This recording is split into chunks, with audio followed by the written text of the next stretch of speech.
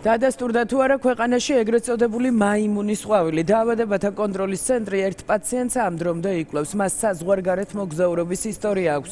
რა ეტაპზე აკვლევა ამ კითხვას პასუხი ეპიდემიოლოგებმა რამდენიმე საათში უნდა გასცენ. ამ წუთებში ისინი ლუგარის ლაბორატორიაში იმყოფებიან. ამირან გამყრელიძე ჟურნალისტებმა კითხვა რუსეთის საგარეო საქმეთა მინისტრის პრეს-სპიკერის მიერ გაკეთებულ განცხადებასთან დაკავშირებითაც დაუსვეს. კრემლი დეზინფორმაციის კამპანიას აგრძელებს და ლუგარის ლაბორატორიის მუშაობასა და შტატების სამხედრო ბიოლოგიურ საქმიანობაზე საუბრობს. ამირან გამყრელიძე გვანცა ჩხიკვაძემ ჩაწერა და ის პირდაპირ ეთერში გვიერთდება. ამირან გამყრელიძე მარია ზახაროვას განცხადებას გამოეხმაურა და მან განაცხადა, რომ რუსეთის საგარეო საქმეთა სამინისტრო და კრემლი ძალიან დიდი ხანია ცდილობს დეზინფორმაციას და ცილის წამებას ლუგარის ლაბორატორიაზე. მარია ზახაროვა ორიოდე დღის წინაც ამტკიცებდა, რომ ლუგარის ლაბორატორიაში ექსპერიმენტები ტარდება და აქ ბიოლოგიური თვეები მიმდინარეობს და ასევე იქნება ბიოლოგიური იარაღი. თუმცა ამირან გამყრელიძე ამბობს, რომ ეს ყველაფერი არის უსაფუძვლო ბრალდებები და მიზანმიმართული დეზინფორმაცია. მისი განცხადებით რუსეთის გაღიზიანებას იწვევს ის, რომ ლუგარის ლაბორატორია უკვე ძალიან დიდი ხანია საერთოდ არ თანამშრომლობს რუსეთთან და მის ლაბორატორიებთან. ლუგარს აქვს პროდასალური კურსი და სწორედ ეს იწვევს რუსეთის გაღიზიანებას. ამიტომ ამირან გამყრელიძე დაავადებათა კონტროლის ცენტრის ხელმძღვანელი ამბობს, რომ ამ ბრალდებებზე ის თავს ვალდებულად უკვე აღარ თვლის, რომ პასუხი გასცეს.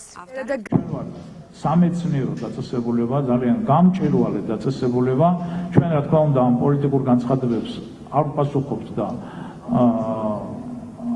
არ შევდივართ დისკუსიაში. ლუგარის ცენტრში ნამყოფი არიან რუსი ჟურნალისტები, ლუგარის ცენტრში ნამყოფი არიან რუსი მეცნიერები, მათ შორის მსგავსი პროფილის ინსტიტუტის რამოდენიმე დირექტორი ნამყოფია ლუგარის ცენტრში.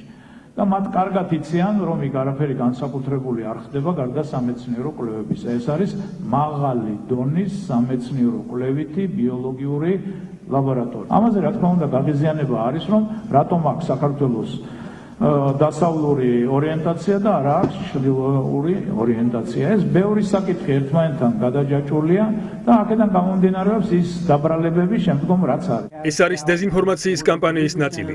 ეს გამჭვირვალე დაწესებულებაა. ვეთანხმები ბატონ ამირანს, რომ მსგავსი ინფორმაციები პოლიტიკური მოტივებისთვის არის გამოყენებული. ლუგარის ლაბორატორიაში ამ წუთებში იკვლევენ მაიმუნის ყვავილის ერთ საეჭვო შემთხვევას. სამი შემთხვევა უკვე ოფიციალურად გამოირიცხა. ამირან გამყრელიძე აცხადებს, რომ პასუხი უკვე დადასტურდება თუ არა ქვეყანაში მაიმუნის ყვავილი დღის ბოლომდე გახდება ცნობილი, თუმცა პაციენტი, რომელიც სავარაუდოდ ინფიცირებული არის ან ინფექციით, უკვე საავადმყოფოდან არის გაწერილი და ჯანდაცვის მსოფლიო ორგანიზაცია საეჭვო შემთხვევაზე არის ინფორმირებული.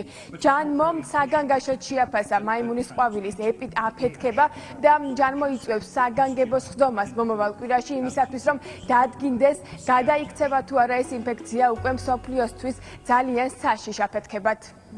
შესაძლო შემთხვევა ამ ხნის განმავლობაში ჩვენთან იყო 4 და 4 შემთხვევაზე შესაბამისი ნიმუშები გამოიგზავნა დაავადებათა კონტროლის ცენტრში. აქედან უკუგდებული ლაბორატორიულად იქნა 1 შემთხვევა.